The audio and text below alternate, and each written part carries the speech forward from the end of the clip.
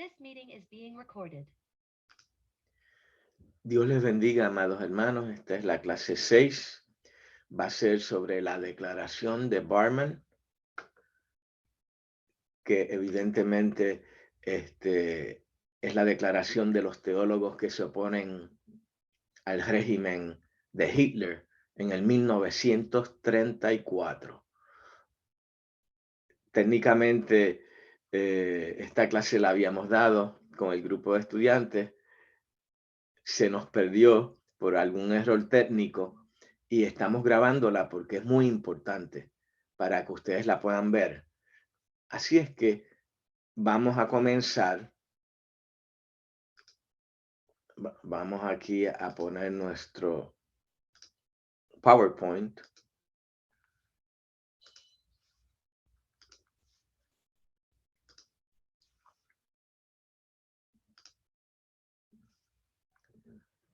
Clase 6 es nuestra serie de práctica ministerial. Este es el comienzo del área de ética social, ya que habíamos dado cuidado pastoral a nivel individual, psicológico, sociológico, el rol del individuo en la sociedad. Vimos a Freud como un teórico, vimos a Erik Erikson, vimos a Skinner, vimos a James Fowler, que nos crea el puente entre lo psicológico y lo sociológico.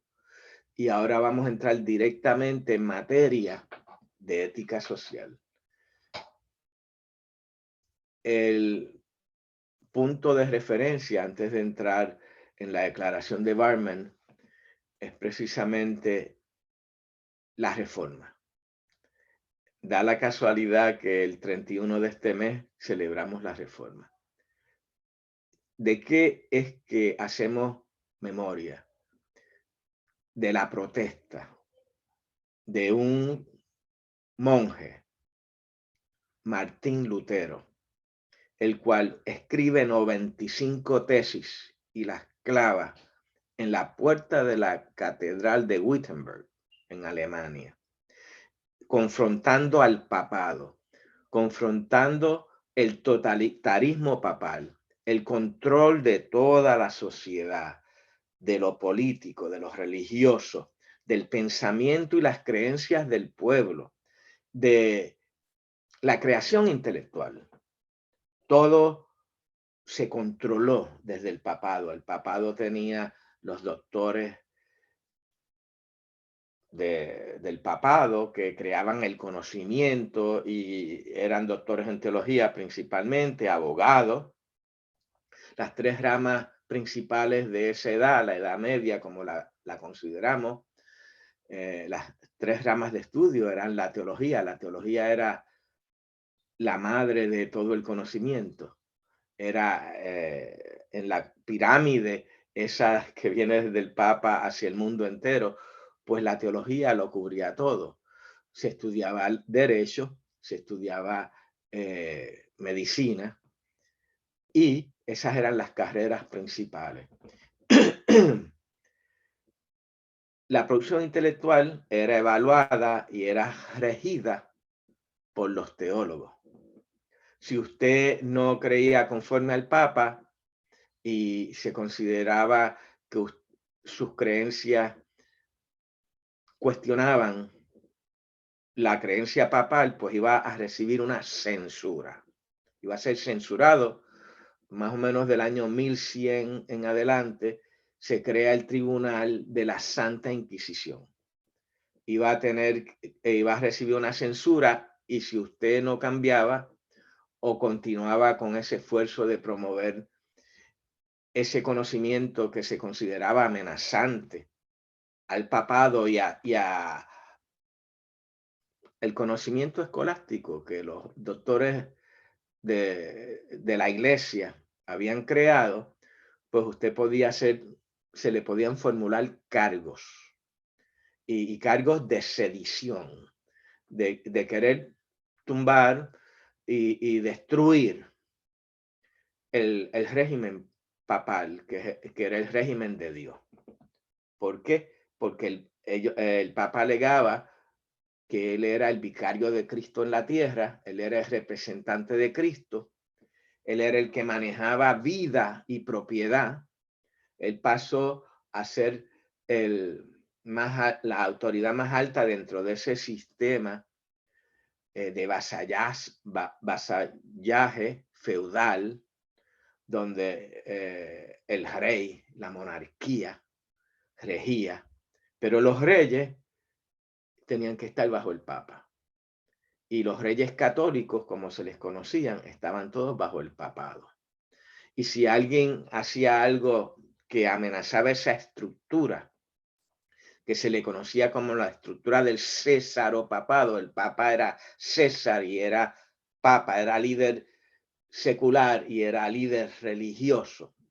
Estamos dando el trasfondo de la ética social cristiana moderna, porque vamos a entrar directamente a la declaración de Barmen, pero se levanta un protestante.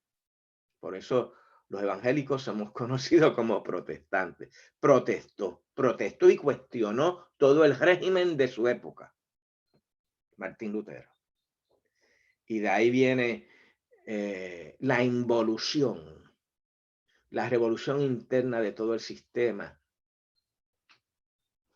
para ir ya cuestionando al papado. Los reyes alemanes apoyan a Lutero. La Inquisición y el régimen papal dirigido por los reyes de España, pues van a perseguir a Lutero y lo van a tratar de matar. Los reyes alemanes lo protegen, lo esconden.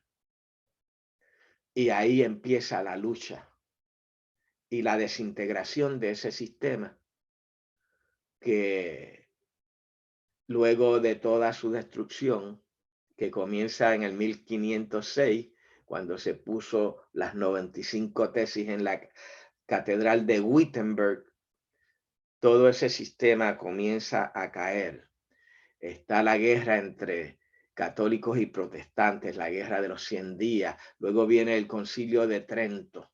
La misma Iglesia Católica empieza a tratar de armonizar con un mundo que ya se derrumbó.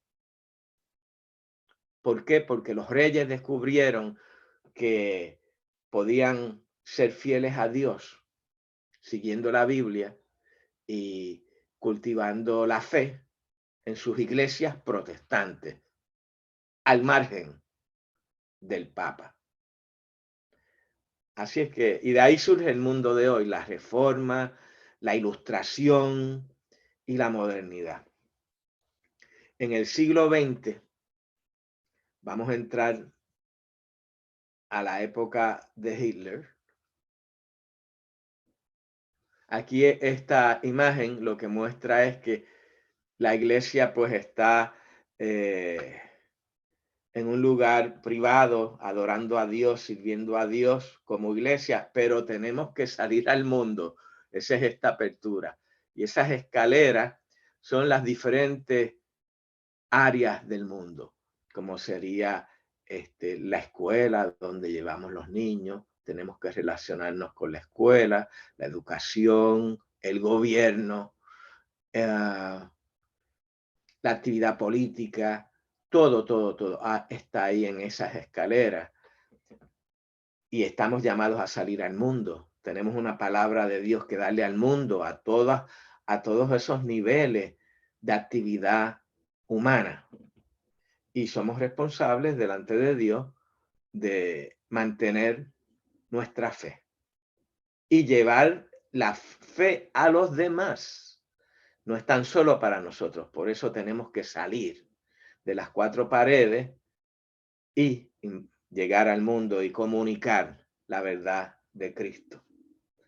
Así es que no todo ha sido fácil en ese proceso de comunicar a Cristo al mundo, al gobierno, a la sociedad. Hitler llega al poder y en el 1932, mediante elecciones legislativas, a la Cámara alemana. Llega democráticamente, pero comienza él a moverse políticamente y a ascender hasta llegar a la posición más alta de poder en el gobierno alemán y crea una reforma legislativa constitucional donde él va ubicándose sobre los tres poderes, el ejecutivo, el legislativo y el judicial, como el rector de la actividad de gobierno. Él tenía el poder de veto mediante legislación de cualquier actividad gubernamental, sea ejecutiva, sea legislativa, sea judicial. Él podía revocar cualquiera de los poderes y él era el Führer. Y es la autoridad máxima. Dentro de ese andamiaje cultural, pues el Führer tenía la última palabra. Pero Dietrich Bonhoeffer, vamos a hablar de Dietrich Bonhoeffer, era un joven teólogo en esa época, había estudiado, se había graduado de doctor en teología, su familia son de, digamos, de la clase acomodada alemana, y el papá era un psiquiatra, profesor de psiquiatría, los hermanos eran abogados, médicos, todos ocupaban diferentes posiciones de gobierno, profesores de universidad. Era lo mejor de la clase alemana. Y habiendo ascendido Hitler a esa posición, ya en el 33 Bonhoeffer ve lo que va a suceder y decide irse a Londres como ministro luterano. Está en Londres del 33 al 35, pero es en el 34 que Karl Barth, que es considerado el mejor de los profesores de la Academia de la Teología Alemana, conocido mundialmente y reconocido como, si no el mejor, uno de los mejores o de los más prolíferos teólogos del siglo XX y de la época. Así es que Karl Barth va a participar de una reunión en el 1934, se va a convocar a la Iglesia Evangélica Alemana, a los líderes. Ahí está Karl Barth, y van a redactar una declaración confrontando al ascenso, a la consolidación del poder democrático en una persona y al intento de Hitler dominar las estructuras de la iglesia, al punto porque al él declararse el Führer, él es la autoridad máxima de todas las instituciones de la vida alemana. Y él alega tener ese poder, esa autoridad, porque él va a sacar a Alemania, es la promesa de él, de el fracaso de la Primera Guerra Mundial, va a reconstruir Alemania y la va a llevar a un lugar de dominio en el mundo.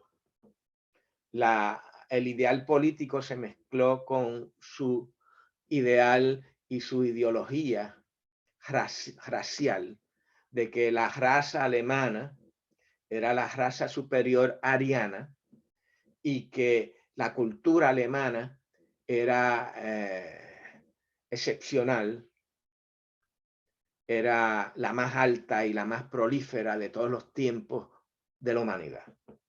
La meca del protestantismo, Martín Lutero, el cuestionamiento al régimen papal, pero no era el papado quien tenía que gobernar el mundo, era Alemania.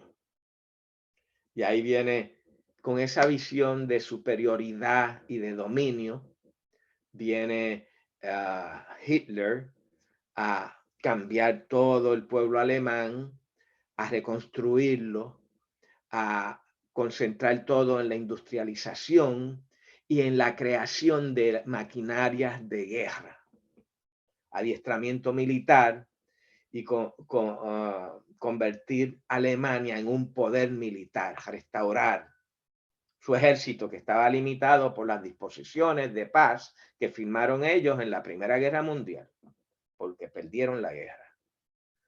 Ahora Hitler tiene la visión de invadir el mundo mediante ir al mando, Alemania violando las disposiciones de paz y sencillamente del Tratado de París, que fue en París que se firmó esa paz, y por eso cuando Hitler va a entrar nuevamente conquistando Francia, en el mismo lugar donde se firmó la paz de la Primera Guerra Mundial, pues él firma tomar el poder de Francia. Así es que dentro de ese andamiaje es que se da esta protesta. Y voy a entrar porque no tenemos mucho tiempo. Dice así, esta declaración, que es una declaración de profesores, de pastores, de líderes de la iglesia. ¿Por qué? Porque la iglesia alemana había dado la bendición a Hitler.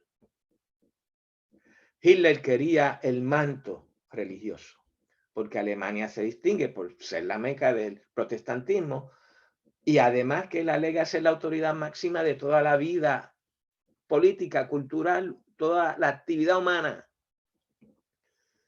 Y la iglesia alemana le dio la bendición y lo reconoció como el Führer, el líder máximo. Y la iglesia alemana comenzó a integrar sus actividades alrededor de las actividades del Estado. Se convirtió en una dependencia del Estado. El Hitler podía convocarlos y los convocaba a las actividades políticas. Y allí estaban los líderes religiosos con los líderes políticos. Y esa separación que había enseñado Lutero de la iglesia y el Estado, el área política y el área religiosa. El gobierno es la teoría de los dos reinos. El gobierno tiene su actividad. La iglesia como institución no se mete en eso, porque el gobierno es una institución creada por Dios para mantener la paz, para que los cristianos puedan servirle a Dios en la iglesia y predicar la palabra de Dios a las vidas. La única función del gobierno es mantener el orden, mantener la paz. No es predicar la palabra de Dios, no es forzar a la gente a ser cristiano ni a creer como nosotros. La función de evangelizar es de la iglesia, no es del Estado. El Estado no tiene derecho a meterse en eso, porque es Dios quien la rige.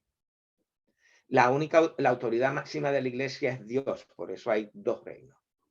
No es el presidente, ni el gobernador, ni el rey, es Dios, es Jesucristo el Señor, el rey de la iglesia, nuestro rey, rey de reyes, señor de señores.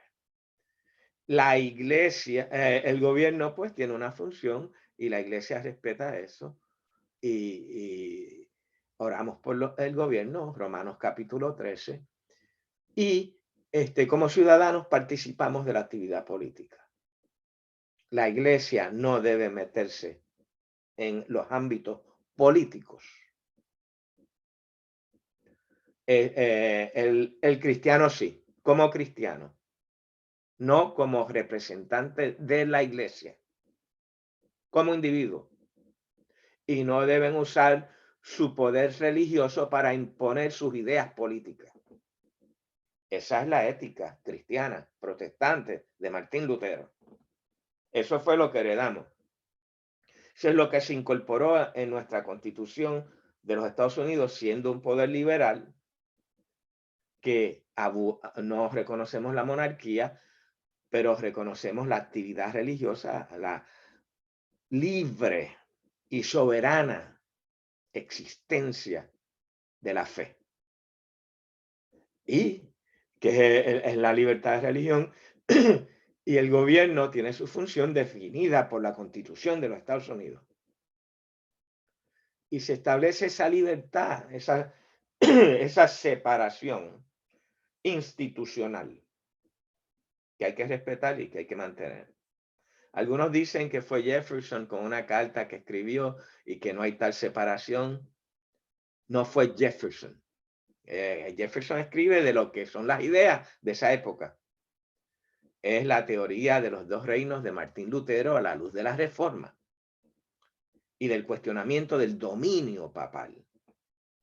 Lutero define el modelo bíblico. Y vamos a ver cómo los teólogos, son los mejores teólogos protestantes de Alemania que se opusieron a Hitler, establecen una nueva iglesia. Se separan del régimen religioso institucional alemán y establecen una nueva iglesia, la iglesia confesante.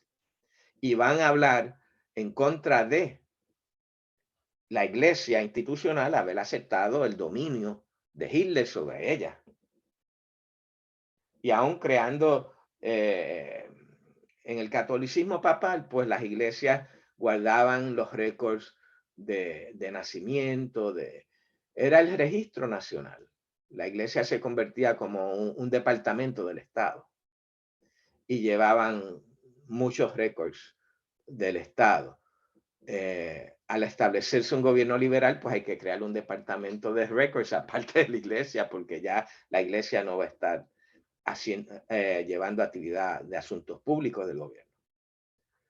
Esa unión, esa integración, ese matrimonio de iglesia y Estado que hubo en la época feudal medieval, papal, del cesaropapado, es lo que rechaza Lutero. Hitler sustituye al Papa, el poder hegemónico nacional, el nacionalismo alemán, somos excelentísimos, somos excepcionalísimos y vamos a dominar el mundo. Somos los que, la clase superior, somos los escogidos por Dios para gobernar el mundo, los alemanes. Pero tenemos que organizarnos y yo soy el líder que Dios puso, dice Hitler, y todo el mundo me tiene que respetar. Y respetar es aceptar lo que yo diga. Nadie puede cuestionar lo que diga el Führer. Heil Hitler. El Führer es el que manda, punto.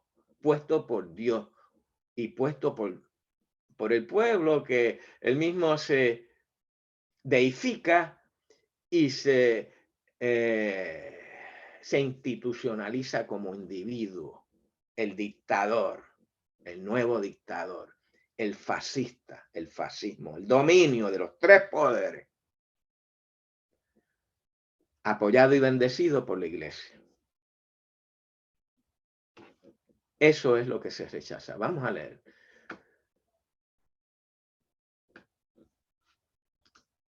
La declaración de Barmen. Nosotros, los delegados de iglesias luteranas, reformadas, unidas y sínodos libres de jornadas de iglesia y de círculos parroquiales, reunidos para formar asamblea sinodal confesante de la Iglesia Evangélica Alemana. Los disidentes, los confesantes, declaramos que juntos nos afirmamos sobre la base de la Iglesia Alemana como una federación de iglesias confesantes alemanas. Lo que nos une es la profesión del único Señor de la Iglesia, la cual es una santa, universal y apostólica. Una sola iglesia, no hay dos iglesias. No está la iglesia de Hitler y la iglesia cristiana. Somos una iglesia, pero esa iglesia que se sujetó a Hitler ya se salió del margen de la palabra de Dios. Por lo tanto, es otra cosa. Esa iglesia es otra cosa. Y esa iglesia santa, universal y apostólica es la que nosotros queremos representar en este momento, dicen ellos. Siendo miembros de iglesias luteranas reformadas y unidas, podemos y debemos hoy hablar juntos en esta causa. Precisamente porque queremos ser y permanecer fieles a nuestras diversas confesiones, no podemos callarnos ya que creemos que en un momento de calamidad e inseguridad común no nos ha sido puesta en la boca una palabra en común. Encomendamos a Dios lo que esto significa para la relación entre las iglesias confesionales, haciendo frente a los errores de los cristianos alemanes y del gobierno actual del Tercer Reich, que causan estragos en las iglesias y también despedazan la unidad de la Iglesia Evangélica Alemana. Profesamos las siguientes verdades evangélicas: yo soy el camino y la verdad y la vida, solamente por mí se puede llegar al Padre. En verdad los digo, el que no entra por la puerta del corral de las ovejas, sino que se mete por otro lado, es ladrón y bandido. Yo soy la puerta. El que entra por mí será salvado. Jesucristo, según el testimonio que de él tenemos en la Sagrada Escritura, es la única palabra de Dios. A ella solo debemos escuchar, a ella solo debemos confiar y obedecer en la vida y en la muerte. Rechazamos, aquí viene el pronunciamiento claro, la protesta dentro del espíritu del protestantismo, no de Hitler, sino de la Iglesia. Rechazamos la falsa doctrina, según la cual además y junto a esta y única palabra de Dios, la Iglesia podría y debería admitir como fuente de su proclamación otros acontecimientos y potencias, otras personalidades y otras verdades, como si fueran también revelación de Dios. Nuestra guía infalible es la Biblia, es la palabra de Dios. No hay otra. No puede venir nadie a cambiar lo que es la iglesia, cómo funciona, cómo se manifiesta, cuál es su rol. Todo eso está en la Biblia, que es la palabra de Dios. No puede venir el Tercer Reich, Hitler ni quien sea, ningún dictador, a tratar de dominar la iglesia y ejercer señorío sobre ella. Pero Dios mismo ha hecho también que Cristo sea nuestra sabiduría y que por medio de Cristo seamos puestos en la debida relación con Dios, consagrados a Él y salvados. Así como Jesucristo es la expresión del perdón de Dios de todos nuestros pecados, del mismo modo es Él la expresión del derecho de nuestra vida. Voy a corregir aquí algo técnico, un segundo. Gloria a Dios, si estamos bien. Muy bien. Aquí viene el pronunciamiento. Bueno, vamos a leer. Así como Jesucristo es la expresión del perdón de Dios de todos nuestros pecados, del mismo modo Él es la expresión del derecho de Dios sobre toda nuestra vida. Por medio de Él experimentamos una gozosa liberación de todas las ataduras ateas de este mundo para un servicio libre y agradecido a todas sus criaturas. Rechazamos, pronunciamiento, la falsa doctrina según la cual habría ámbitos en nuestra vida en los cuales no perteneceríamos a Jesucristo, sino a otro soberano. El único soberano de la iglesia es Jesucristo. No es Hitler. No es, él no puede venir a censurar, ni a impedir, ni a programar los asuntos de la iglesia. Él tiene un rol, el Estado. Allá él con su Estado. La iglesia no. Ámbitos estos en los cuales no necesitaríamos la justificación por él realizada. Van a venir otros que van a querer dominar la iglesia. No aceptamos ningún otro soberano. El número 3. Más bien, hablando la verdad en un espíritu de amor, debemos crecer en todo hacia Cristo, que es la cabeza del cuerpo. No hay otra cabeza. No hay un Führer para la iglesia. No hay otro régimen, otro gobierno para la iglesia. Y por Cristo el cuerpo entero se ajusta y se liga bien. La iglesia cristiana es la comunidad de hermanos en la cual Jesucristo actúa como su Señor presente en la palabra y los sacramentos por medio del Espíritu Santo. Ella, como iglesia de pecadores reconciliados, debe dar testimonio en este mundo pecador, tanto por medio de su fe como por medio de su obediencia, por su mensaje como por su disciplina, de que solo pertenece a Él, que que solo vive y desea vivir de su consuelo y orientación en la esperanza de su venida. Y viene el pronunciamiento. Rechazamos la falsa doctrina según la cual la iglesia podía dejar librada la expresión concreta de su mensaje y de su estructura a su conveniencia o a la mutación de las convicciones ideológicas y políticas reinando en tal o cual momento. No pueden cambiar el mensaje del Señor, que está en la palabra de Dios. No pueden cambiar la estructura de la iglesia, que está en la palabra de Dios. No pueden casarla con otras ideologías políticas reinantes del momento. La iglesia es la iglesia. La iglesia tiene su fe. La iglesia tiene su función. Su función es dar la palabra al mundo. Es comunicar la palabra que es Jesucristo al mundo. Y ejecutar los sacramentos de la palabra, las ordenanzas de la palabra para adorar y reconocer a nuestro Dios y a nuestro Señor, nuestra cabeza, nuestro Rey, nuestro amo, nuestro dueño, nuestra autoridad máxima, nuestra autoridad absoluta. De eso es que se trata de ser Señor. Jesucristo actúa como su Señor, lo dice ahí, presente en la palabra y los sacramentos. Jesucristo es el Señor. No hay otro.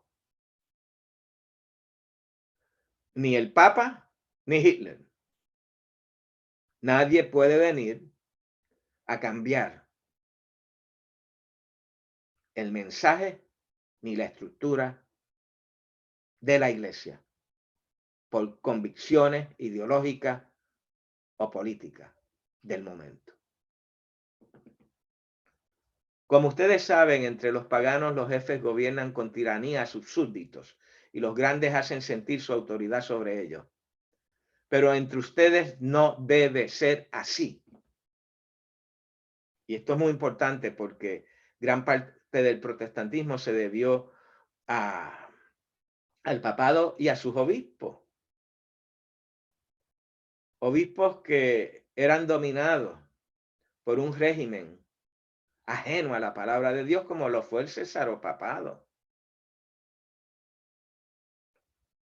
No podemos dejar que ningún hombre, llámese obispo, llámese papa, llámese Führer, llámese como se llame, venga a cambiar la fe,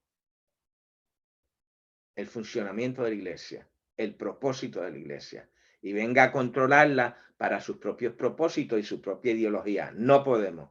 Al contrario, el que entre ustedes quiera ser grande deberá servir a los demás. Venimos para servir a Dios. No venimos para oprimir a nadie, para maltratar a nadie, como hacen los paganos, que es lo que dice ahí. Ningún obispo tiene derecho de atropellar a nadie. Sí tiene derecho a corregirlo conforme a la palabra de Dios, de lo que la palabra dice. Pero hay muchos estilos que son ajenos a nuestra fe protestante que hoy en día se practican en las iglesias. Tenemos que abrir los ojos. Los diferentes ministerios de la iglesia no son causa del dominio de unos sobre otros, sino el desempeño del servicio que le ha sido encomendado y confiado a toda la comunidad eclesial. No vivimos en un sistema de punitivo, de castigar, castigar, castigar. No, no, no. La disciplina tiene un lugar en la iglesia y es muy clara. Y es por causa de pecado. Y es por causa de querer destruir la iglesia, querer hacer daño a la iglesia. Ahí la iglesia como institución y los ministerios tienen derecho a disciplinar definitivamente, conforme a la palabra de Dios, pero no a oprimir, ni a explotar, ni a controlar, como si la gente fueran objetos nuestros. Estamos llamados para servir, para ayudar, para guiar, no para controlar. Le enseñamos a la gente lo que es correcto. Les toca a ellos hacerlo o no hacerlo. Y cosecharán lo que siembren. Pero nosotros no estamos como un ente punitivo para darle castigo, castigo, castigo por todo lo que hacen. Porque si no, no vendrían a la iglesia. El ministro es un servidor de Dios. Rechazamos la falsa doctrina según la cual, aparte de este servicio, aparte del servicio bíblico, de lo que tenemos que hacer, de dar los sacramentos, de predicar la palabra de Dios, ese es el servicio al cual estamos llamados. No estamos llamados a oprimir a nadie, a explotar a nadie, a utilizar, a controlar. La iglesia tendría poder y autoridad para darse o aceptar autoridades especiales dotadas de atributos o de dominio.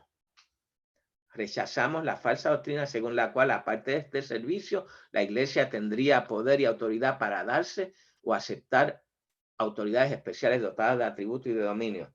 Otras palabras, fuera de nuestro llamado a servir.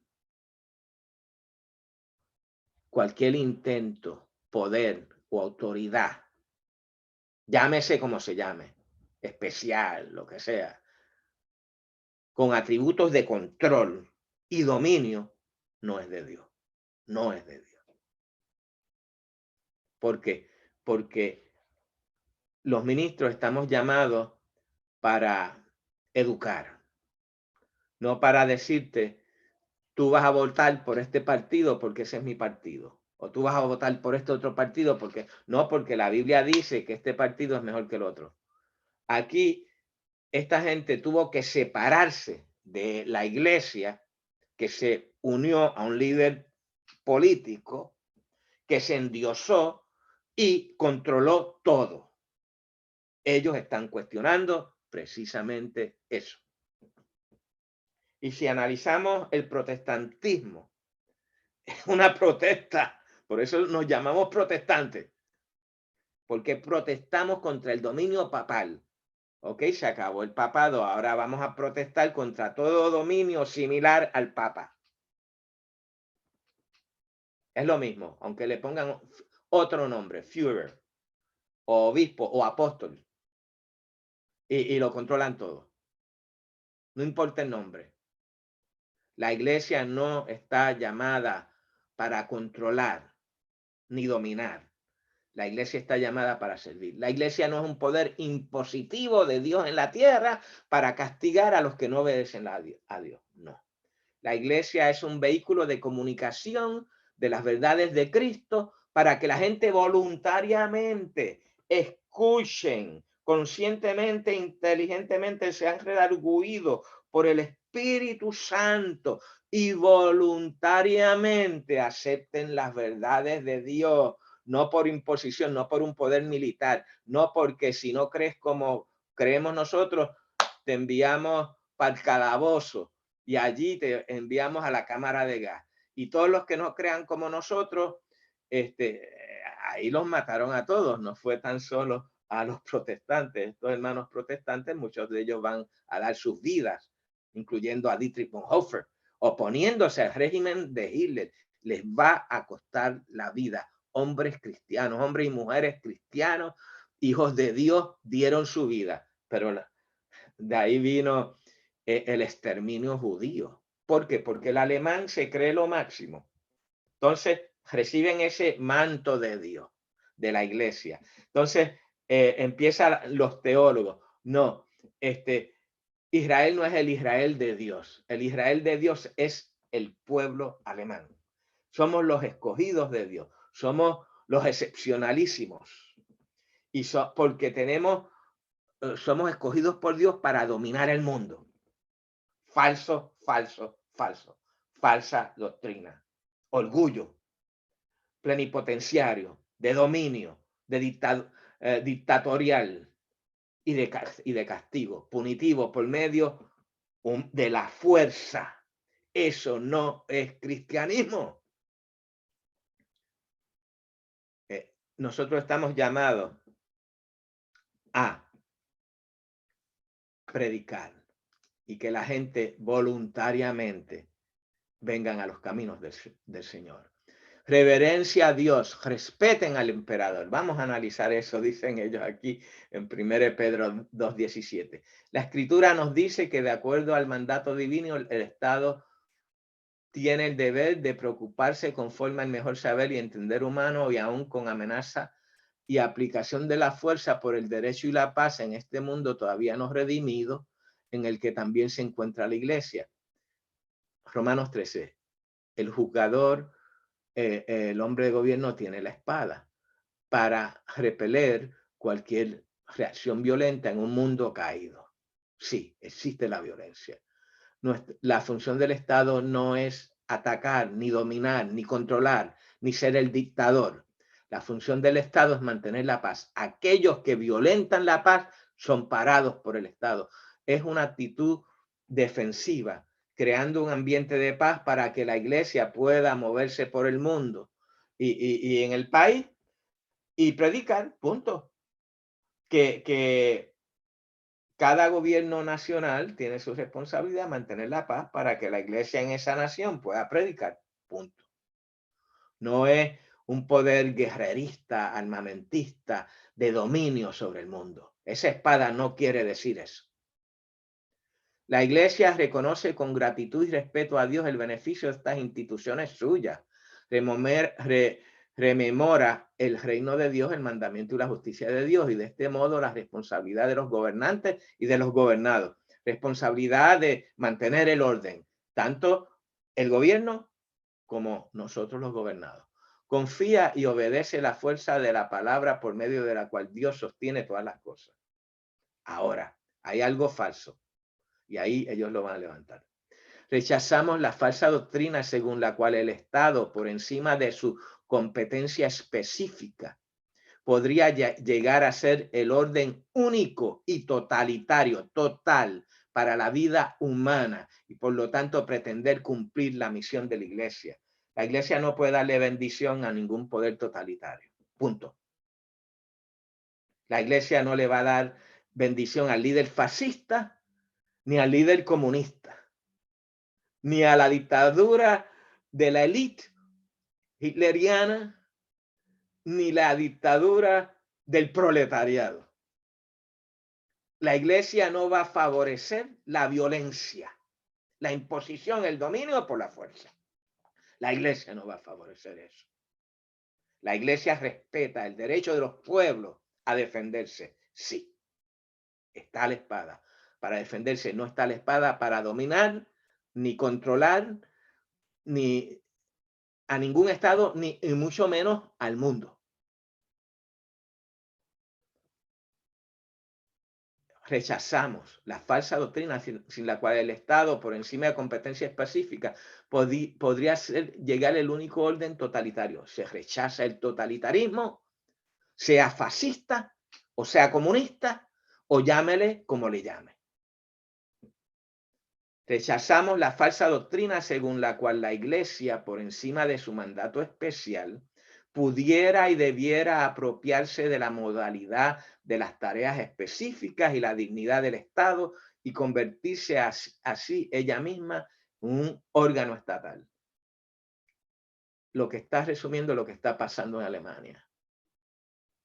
Viene el dictador, se trepa, se incorpora su voz a todas las áreas de actividad del Estado, a los tres poderes, los consolida en uno, él es el que manda y por ahí sigue sujetando a él, controlando la totalidad de la actividad humana de la nación alemana. Y el Estado viene entonces a apropiarse de la iglesia, a controlarla, controlar sus líderes. Pagarle, vamos a pagarle, por eso la iglesia debe mantener sus líderes. Cuando el Estado viene a pagar, a mantener los líderes de la iglesia, mucho cuidado. Este asunto de alianzas entre iglesias y gobiernos para darles dinero hoy en día le llaman grants. Los líderes religiosos se pasan detrás de los líderes políticos para conseguir favores económicos para la iglesia. Mucho cuidado, porque ellos entienden que te están haciendo un favor. Y para el político no hay ningún favor que no tenga un precio. Mucho cuidado. Yo estaré con ustedes todos los días hasta el fin del mundo. La sexta, perdón. Pero el mensaje de Dios no está encadenado. El mensaje de Dios no puede encadenarse a ningún poder humano. ¿Por qué? Porque ya se debe a Cristo. Cristo nos tiene totalmente. Cristo es nuestro Señor. Cristo es nuestro Rey. No hay ningún otro poder que pueda venir a tomar su lugar. Somos de Cristo y no vamos a estar encadenados con otros poderes. No vamos a estar encadenados, quiere decir su fidelidad última a nadie. Nuestra fidelidad última es a Dios. Quien tiene la llave de nuestra vida es Jesucristo. Encadenado implica cadenas y un candado. Si usted le da la llave de su vida a otro que no es Jesucristo, eso no es del Señor. El mensaje de Dios no está encadenado. Se debe nada más que a Dios. La misión de la iglesia, en la cual se funda su libertad, consiste en proclamar un lugar de Cristo, o sea, al servicio de su propia palabra y obra, el mensaje de la libre misericordia de Dios a todos los pueblos por medio de la predicación y los sacramentos. Somos libres. Y esa libertad debe estar en nuestro mensaje para todos, en nuestra predicación, en nuestra adoración. La libertad es la clave de la actividad humana en Cristo. Somos libres en Cristo para proclamar la palabra de Dios. Esa es nuestra libertad. Gloria a Dios, aleluya. Nadie puede coartarnos esa libertad. Nadie puede decirnos cómo predicar, cuándo predicar, qué predicar. Nosotros predicamos bajo la dirección del Señor. Esa es nuestra misión. El gobierno tiene que respetar eso. De igual que la iglesia respeta su función de mantener la paz. Pero el gobierno no puede venir a usar la espada para imponerle condiciones a la iglesia. No, Dios no está encadenado. Dios le dio la espada al gobierno para mantener la paz en un mundo caído, para que la iglesia pueda predicar. No se trata de una pared entre la iglesia y el gobierno. Yo diría se trata más de un puente donde se comunican dos instituciones diferentes, con diferentes propósitos, establecidas por Dios con diferentes propósitos. Esa es la ética social protestante. Esa es la ética social de Dietrich Bonhoeffer. Esa es la ética social de Karl Barth, de Rudolf Bultmann, que fue parte ahí había como un grupo como de 50 teólogos, los más reconocidos de Alemania. Estaban en esa declaración, en esa reunión, que habían sido marginados por sus ideas en contra del Führer. Sigue diciendo, rechazamos la falsa doctrina según la cual la iglesia, dejándose llevar por autosuficiencia humana, podría poner la palabra y obra de Jesucristo al servicio de deseos, objetivos y planes arbitrariamente elegidos. Gloria a Dios. No podemos sujetar la palabra y la obra de Cristo a los deseos arbitrarios de nadie. Ni de obispos, ni de presidentes de denominación que quieren que patrocinen a un poder político, ni de nadie.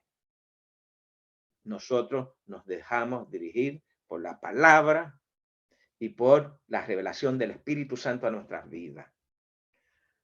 Sigue diciendo, epílogo, la Asamblea Sinodal Confesante de la Iglesia Evangélica Alemana declara que ve en el reconocimiento de estas verdades y en el rechazo de aquellas falsas doctrinas la ineludible base teológica de la Iglesia Evangélica Alemana como unión de las iglesias confesantes. Ella llama a todas las iglesias que puedan adherirse a su declaración, a tener en cuenta en sus decisiones político-eclesiásticas estas razones teológicas.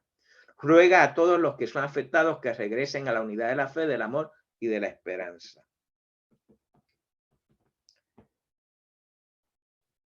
Somos responsables de mantener la iglesia bajo Jesucristo.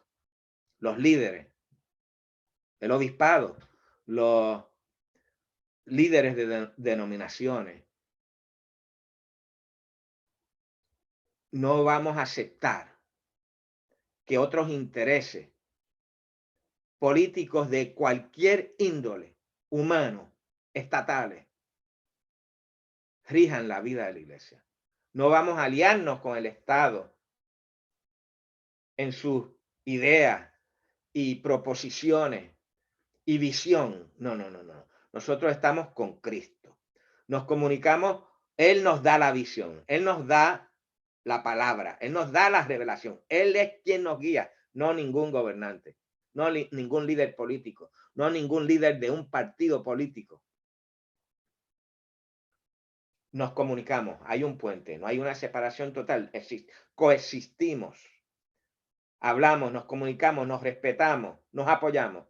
Como ciudadanos salimos y podemos ser parte de la actividad política, sí. Así lo podemos hacer. Y asumir las posiciones que queramos, siempre y cuando no queramos traer la influencia del Estado y el dominio del Estado sobre la iglesia. Eso es todo. Usted abogue por el partido que usted quiera. Usted tome sus propias decisiones. La iglesia no le va a decir este partido o el otro. Usted examine la palabra de Dios. Crezca en el conocimiento de la palabra de Dios. Madure y tome sus decisiones. Porque usted tendrá que tomar decisiones como ciudadano que le corresponden a usted, no a la iglesia. Y cuando este poder se extralimita y trata de imponerse sobre la iglesia, nosotros como ciudadanos vamos a defender la iglesia. Y eso es lo que ellos han hecho. Esta comunicación es como ciudadano al gobierno, pero aclarando que son líderes religiosos que han sido afectados por la acción gubernamental y la acción de la iglesia, que se alió al dictador y que eventualmente ese es el dictador que va a venir a decir con la bendición de los teólogos que Alemania es el pueblo adquirido, es el pueblo de Dios, escogido por Dios para dominar el mundo.